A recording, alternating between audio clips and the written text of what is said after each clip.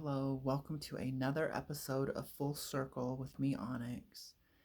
And it's been a while because I've been meditating. And, life happens.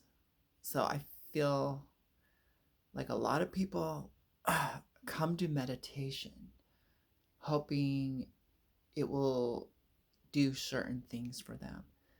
And I think there's a lot of people selling meditation. Meditation has a long history uh, with religion and mysticism, and pretty much, I would say, it's the foundation of everything. So we really can't do anything mystical without meditation. And and okay, maybe you can, but when you add meditation, it strengthens and sharpens all those powers and, all that stuff. So we're, as a collective humanity, we're really now looking at meditation more for all kinds of reasons, for health, for human advancement as species, for improving the quality of our life, so meditation is kind of like this magical pill. Uh, and I think it's sold to us as a magic pill. This is going to improve your relationship. This is going to improve your connection to God. This is going to help you live longer, open up the secrets to the mysteries. Uh, so I think I'm going to say yes, it does all that, but you don't need to overcomplicate it. And so I think what what we do with everything is what we, is this it's gonna always gonna be the same problem. We overcomplicate everything that we do. We get in our own way. So minimalism has to do with removing all the unnecessary to really gain the most out of the simplicity of life. It's like if you really want to focus on a tree, remove all the other ones and focus on that tree. When you have all the other ones around it, it's harder to appreciate that tree. So, same with meditation. You'd be like, okay, how do I meditate? What do I actually need to know? What do I actually need to do without all the extra stuff? What is the cleanest, most simple path? And we kind of come to Zen meditation, sitting meditation. Well, just sit there. Really? Yes. Just sit and be and breathe. Well, what should I do with my mind? What should I do with my feelings? What should I do with my life? Well, kind of put that all aside. But if you have to do something with your mind because it's giving you problems, how about focusing on something? How about focusing on the most simple, useful tool that's going to be there your whole life? Well, what is that? Is it a symbol? Is it a sound? Is it a candle? Is it incense? Is it the rising and setting sun? What is the constant? What is the closest thing to me? Your breath. Well, that's kind of boring. Well, then why don't you hum a sound? And we'll call it a mantra. And we'll tell you it has secret powers. And you'll believe it. And you will get the result of that. Okay. Well, is there anything I shouldn't do that might be overcomplicating this process? Probably if you're eating really strange food and you're having indigestion, that's going to make sitting uncomfortable. And if you don't stretch and exercise a little bit, that's going to make sitting uncomfortable, you know? And if you actually have some responsibilities out in the world that you haven't taken care of, you might want to be a little more responsible, take care of those things so you don't bring added stress to you sitting here. So there's things you do in life, clean up your life, clean up your act, so you don't make you sitting here just breathing harder than it needs to be. You know, go see a counselor if you need to. Go forgive a few people if that will help you uh, relieve that burden of guilt, shame, and misery and regret. Say those things that you need to say. So when you come over here and sit, you can be at peace. Okay, well, so I don't need to go up on a mountaintop and dance around in circles, pray to gods in some language I don't know. And I don't need to grow my hair out long and have a restricted diet and believe and subscribe to all these different beliefs. No.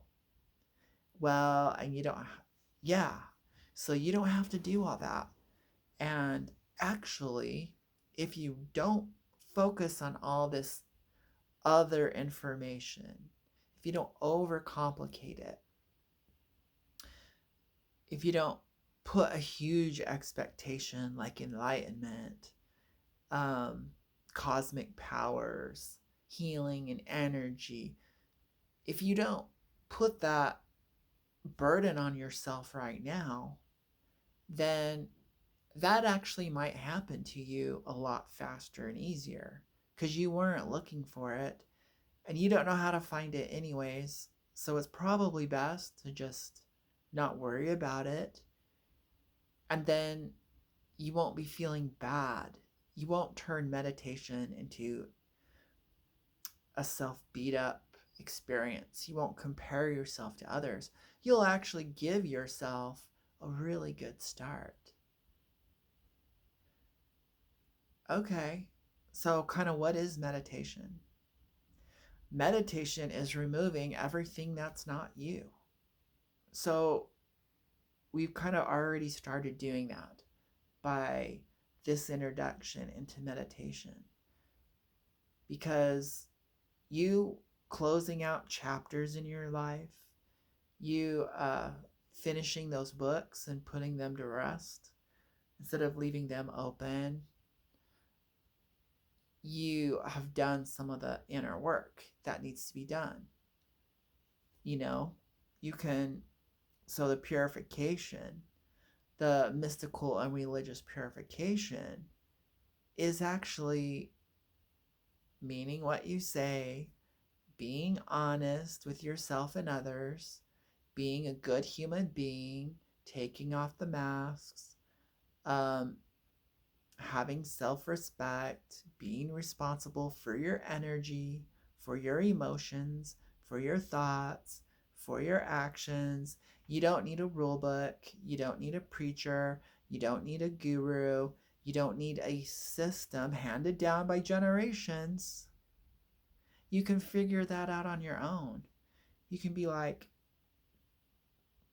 yeah, if I was living my life fully, if I was being the decent human being that I know I am, and not falling victim to what everyone has told me I am and what I believed about myself that I am, if I would just in each moment do my best, be my best, forgive myself, understand myself, talk positive to myself, because life is kind of challenging And those challenges vary and will always vary. So there's no escaping challenge. There's no escaping the hardship of the reality of having a body, having a human experience, and fulfilling your public service to live on this planet. There's an unsaid contract of pulling your weight, doing your duty, uplifting the world, being a better version of yourself. When you're doing this, you foster healthy self esteem. A lot of your problems magically go away. Doors open. It wasn't because of the religion, it wasn't because of the symbols and the rituals and the practice. All of that is designed to help you strengthen your resolve, to help strengthen your willpower, to help strengthen you uh, to continue, to press on. And you can do all that without meditation. And all that work will actually help your meditation because now you come to sit, your mind is free from worry, because you're living in integrity. You don't have all this stuff to deal with. Your emotions are naturally more settled. You're not into worry and anxiety because you're doing your best to be responsible. And this is really interesting. The more you're open and vulnerable, the more you confess. Share your pride, share your stubbornness with others. Go, yeah, I was being really prideful. I didn't want to feel humiliation, so I hid from this responsibility and I took a fall. You would be surprised how other people can relate. You being vulnerable gives them permission to then relate to you on the same level and go, yeah, I've done that too. I've been where you're at. Hey, you want to know what? Here's a job opportunity, or here's a little piece of advice that actually helped me on my journey. And so by being open and vulnerable, by sharing your negative qualities, uh, with balance, uh, doors will open up for you. Okay, so that's just kind of a side note. And I'm telling you this because if you don't put expectations, big, heavy, monumental expectations on what you hope meditation will give you, if you don't make meditation your God, if you don't make meditation your magic cure-all pill, then it might actually become that for you. It might give you something great with little effort. Wouldn't that be nice? With, so you don't have to wear a turban on your head, learn a new language. I have to join, I don't have to adventure into past lives. You don't have to adventure into deep psychology to to understand and master meditation. Okay. So the next most important thing is you got to, through this being honest with yourself, some people are more visual. Some people are more kinesthetic and feel.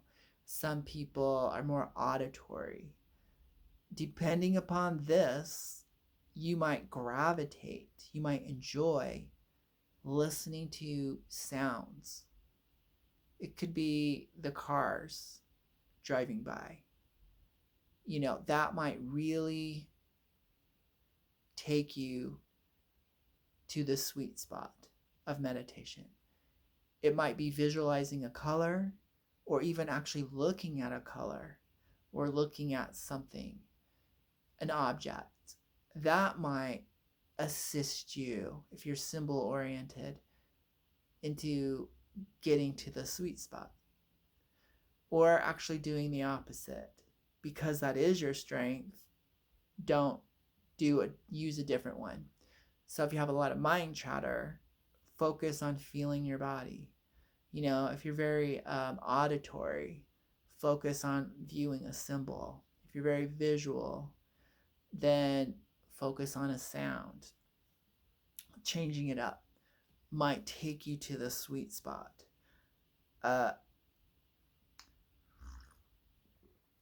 So we know that meditation in the most basic and complex form is focusing on something. Okay? Now, in order to focus on something really well, the more your body is still, as you move into stillness comfortably or you naturally, all your energy, all your resources can help your mind concentrate. Moving into stillness, moving into silence. So you're gradually falling into stillness and falling into silence. You're like calming, a stormy ocean and making it still and pleasant and calm. And that changes your chemistry. It changes the chemicals and the communication going on. We have two communication systems. One is electrical and the other one is chemical. And they both work and communicate to regulate your whole entire body. So while learning to master meditation, sitting still works really well. The other thing that actually works really well is rhythm. So chanting a sound or an actual mantra or a made up mantra handed down to you with supernatural powers, what's supernatural and mystical is the rhythm. The other thing that makes mantras powerful is actually breathing. So I would encourage you to actually make up a mantra for two reasons. One, you made it up and it means nothing to you. It will help you shatter religious and mystical concepts that really are all made up. And two, it helps you. It also helps you understand the freedom you have in being creative. Kind of view your meditation kind of scientifically and creatively. Go, what would happen if, I meditated in a colder climate? What would happen if I meditated and I was wearing orange?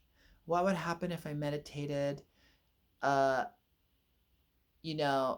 instead of resisting the noise, I integrated it and brought it into my meditation. So instead of resisting the cars and the sirens and the city noise, I opened up my windows and allowed it to be a part of, and I use that as the noise instead of the mantra, and I use that to push me in deeper to my meditation. So when you get this play, you all of a sudden create genuine interest that's relevant to you, relevant to the environment you're in, and relevant to the time period you're in. So it becomes very alive because there's a little bit of anticipation. There's excitement. Now there's a real reason for your consciousness, your witness mode, your mind to work with you. Because you've now activated your life. You've activated your reality. You're having a more real experience than, I would say, an illusionary gift of mysticism that you have to put a lot of work into to actualize. So the cool thing about this dimension that we call reality is it's already actualized for you. Your body is here and it's designed to work with it. So it can actually improve your meditation really well.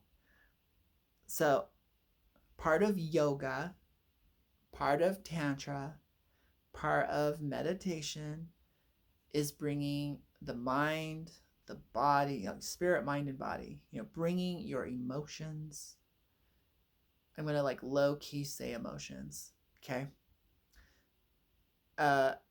Your physical body and your mind together, fusing it together into one action, one motion, one focus. So when you like look at the symbol or image and you're breathing, you're uniting everything and you're meditating. So you're like, oh, well, I was just visualizing. But now if I add my breath to the visualization, I'm now linked and anchored in, and I can focus so much better and go deeper. And then you're like, okay, I'm losing my concentration. Oh, well, I've lost the image. I started thinking about yesterday, or I started a memory of a TV show, or a memory of a video game I was playing comes up, and or I was worried about okay, go back to the image, go back to the breath. And so the breath is what can bring you back and what helps you go deeper. It honestly is. It is the breath you will ride like a horse to your destination, which is total stillness of mind, of body, into what you'll go through the 4 levels of meditative states. The breath will take you there. It's your chariot, it's the horse, it's the dragon. And if you choose to use a mantra, no, it's actually the breath underneath it that is the go power. So if you don't breathe, you're dead. And when you do no breathing, if you're going to choose to live your life with no breath, you're probably going to then let go of your body, So when you go into deeper states of meditation, it's pretty much normal for the breath to get less and less and less as you go deeper and deeper and deeper into your meditation. So if you're going to do some wild breathing, do that kind of like before, and let a natural rhythm once again show up in your breathing pattern. If you're going to do a mantra, let it be rhythmic. There's a natural rhythm going on here. So if you do this organically, if you do this naturally, it's not hard. One thing we don't realize about meditation is less is more. More is just more. Like if the cup is really full of water and I pour more in, more is not going in. It's just kind of like flowing out over the top. You can't fill the cup more than to the size of the cup. It has its maximum. So drop by drop. If you just put one drop in the cup, it receives all of it. All of it. So the whole point of that meditation is basically ego death. It's destroying. So you might as well just say, I'm learning how to do some kind of like ego death. That's what I'm doing. So all of your resistance will be resisting. Is the ego bad? No. And so know this.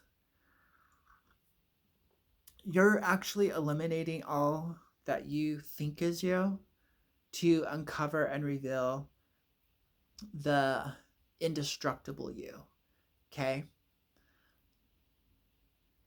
So things that can be eliminated, like your past, aren't relevant anymore. Things that can be eliminated, like a future, aren't relevant anymore. So a lot of meditation, very, very key, is being present. So when you're breathing, it kind of forces you to be here and now. When you're focusing on this object or that sound, whatever it is, your heartbeat, energy. I love to focus on energy, by the way. Like that's a huge like master key. I'm just throwing that out there. So you're learning to become very, very present. You're becoming present, you're becoming still, you're becoming concentrated. Your energies are becoming concentrated. So you don't have to worry about chakras and meridians and auras. It will all do it for you, and you don't need to know about it. You don't need to understand it all. That's just more of you getting in the way of the journey. Okay? So I had a spiritual experience, an awakening of some type. And yes, I was playing around with meditation and chakras and all that stuff. You know, in a few months into playing around with it, I got to have a really powerful spiritual experience. And when I went back and looked at it with some very basic logic and reason, I go, what were the mechanics? You know, what was the technique? How did I get there? How did that happen? And it was like, well, you were focusing on one thing. You had no responsibilities, so you could just be in that quiet room. And the key was you became present. And when I became super present in the here and now, the door opened and that higher consciousness hit me hard. And I had a particular type of awakening. And once you've had that, you know, once you've tasted a new flavor of ice cream, you now know, you know, my universe was expanded. My level of consciousness was expanded by tasting that new level of reality. You know, it was a cosmic level. And so yeah, I've been meditating ever since.